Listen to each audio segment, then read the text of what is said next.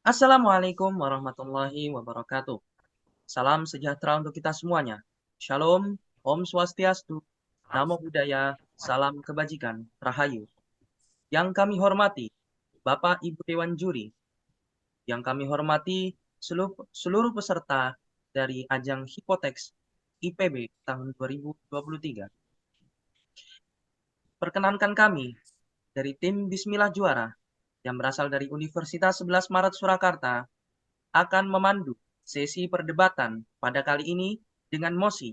Dewan ini percaya bahwa dengan tingginya angka kasus cybercrime di Indonesia mencerminkan bahwa Indonesia saat ini belum siap untuk mengadopsi perkembangan teknologi AI. Bersama saya ada Saudara Gilang Fajar Ramadan selaku tim pro terhadap mosi dan juga Faik Akil Murtado selaku kontra terhadap mosi. Pertama, saya persilahkan kepada Saudara Gilang Fajar Ramadan untuk menyampaikan argumentasinya. Baik, terima kasih. Teman-teman, di sini saya sebagai pro atau sepakat dengan Mosi, bahwasanya ketika teman-teman melihat atau mendengar kalimat cybercrime, secara tidak langsung akan terlintas di dalam pikiran kita bahwa pengelolaan keamanan sistem informasi tersebut masih tergolong lemah. Di mana jika kita kaitkan dengan kalimat yang ada pada Mosi, tingginya angka kasus cybercrime di Indonesia. Nah, dari kalimat tersebut dapat dikonklusikan bahwa pengelolaan keamanan sistem informasi pada negara Indonesia masih tergolong lemah. Padahal, ketika kita mau mengadopsi perkembangan teknologi artificial intelligence, dibutuhkan suatu pengelolaan keamanan sistem informasi yang lebih baik. Hal ini bertujuan dalam melindungi berbagai data dan informasi pada sistem tersebut. Sehingga ketika kasus cybercrime masih tergolong tinggi, yang dapat diartikan bahwa keamanan informasi data masih lemah, akan sangat riskan bagi suatu negara, khususnya negara Indonesia dalam mengadopsi perkembangan teknologi artificial intelligence. Hal ini mengapa? Karena ketika kasus cybercrime di Indonesia masih tergolong tinggi, maka sebagaimana saya sebutkan atau saya katakan di atas bahwa pengelolaan keamanan sistem informasi masih lemah. Sehingga apabila dalam kondisi tersebut negara Indonesia tetap ingin mengadopsi perkembangan teknologi artificial intelligence, maka hal ini menjadi bumerang atau titik balik bagi negara Indonesia. Yang mana dengan canggihnya teknologi artificial intelligence membuka celah bagi para pelaku cybercrime untuk mengembangkan serangan-serangan yang lebih berbahaya. Sebagai contoh, yaitu mengembangkan malware, atau biasanya pelaku-pelaku cybercrime itu menggunakan malware sebagai perusak rute arus informasi atau merusak device daripada pengguna tersebut. Sehingga, untuk mengadopsi perkembangan teknologi artificial intelligence, diperlukan perbaikan sistem keamanan yang lebih baik, yang mana perbaikan sistem ini diharapkan dapat menurunkan angka kasus cybercrime.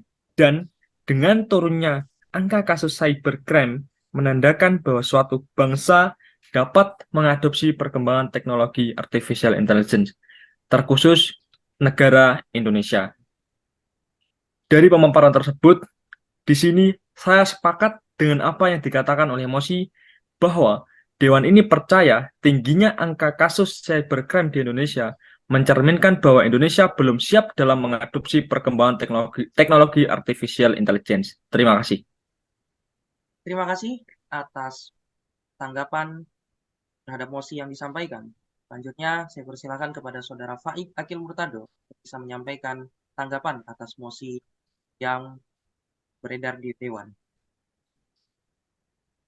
Baik, terima kasih. Di sini saya Pekakil Murtado selaku tim kontra akan menyampaikan argumentasi terkait ketidaksetujuan saya atau ketidakseperdapatan saya terhadap mosi yang disampaikan.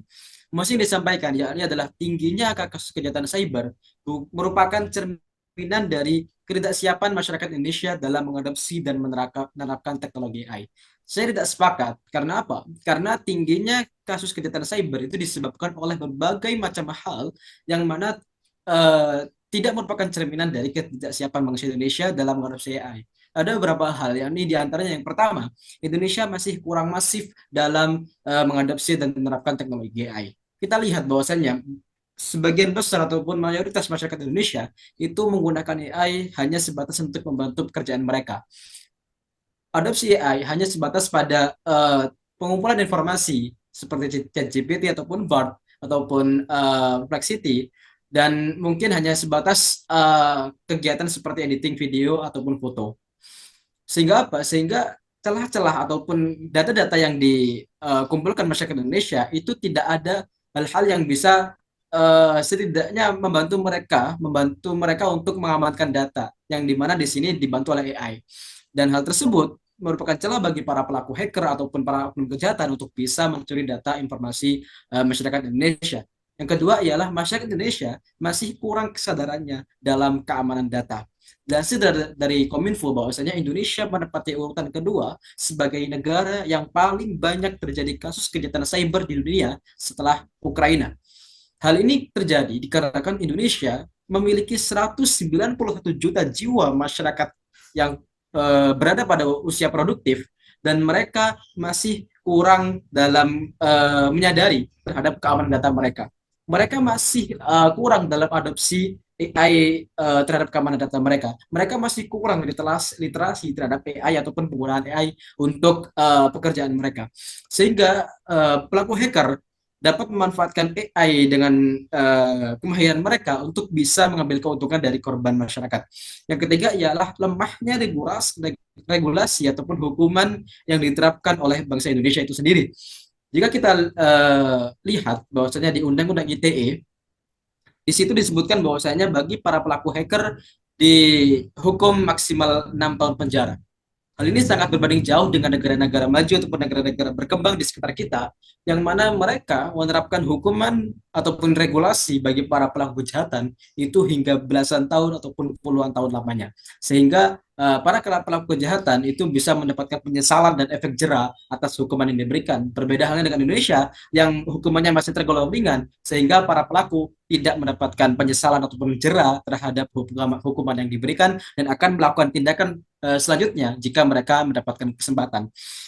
Lalu terkait dengan apa yang disampaikan oleh kubu pro tadi yang menyatakan bahwasanya AI akan menjadi bumerang bagi Indonesia bila diterapkan dengan tingkat keamanan yang rendah. Saya rasa hal tersebut tidak logis. Dikarenakan apa? Dikarenakan keamanan data masyarakat Indonesia itu perlu adanya campur tangan AI di dalamnya.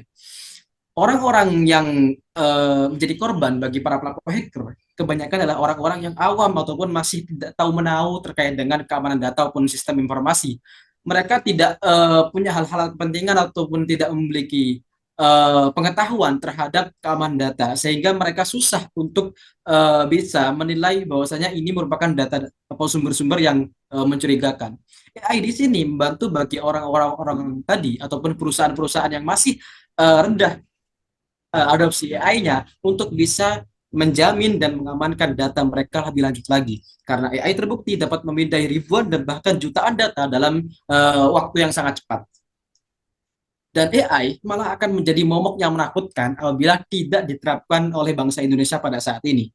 AI akan menjadi senjata andalan bagi para pelaku kejahatan ataupun hacker, sehingga mereka bisa mengambil keuntungan dengan cepat dan juga banyak secara masif terhadap korban-korban yang saat ini adalah masyarakat Indonesia yang masih awam. Terima kasih, itu saja yang bisa saya sampaikan. Sekian. Baik, terima kasih kepada Saudara Faik Akil Murtado. Dan perlu diketahui bahwasannya sesi kontra terhadap mosi yang baru saja disampaikan menjadi penutup daripada sesi perdebatan dengan mosi. Dewan ini percaya bahwa dengan tingginya angka kasus cybercrime di Indonesia mencerminkan bahwa Indonesia saat ini siap untuk mengadopsi perkembangan teknologi AI.